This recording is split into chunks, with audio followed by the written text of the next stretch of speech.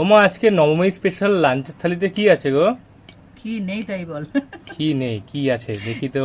দেখ, ভাত গেল, আর সাথে কি যাবে? এটা নরমাল ভাত নয়। তাই দেখছি দেরাদুন রাইস। হুম, আর সাথে কি আছে জানিস? কি আছে দেখি তো। এই দেখ, ওরে থালা জোড়া বেগুন তো পুরো বেগুনি যে। সাথে আছে স্যালাড, বাহ,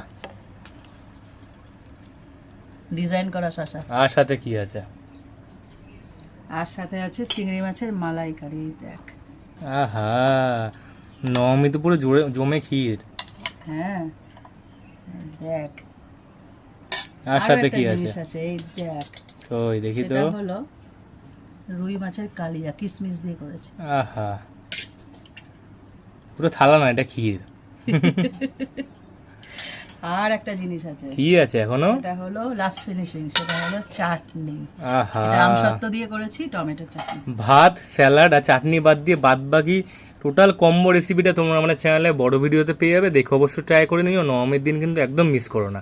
নবমীতে বানাও অথবা সপ্তমীতে বানাও, বানিয়ে অবশ্যই ট্রাই করে দেখো।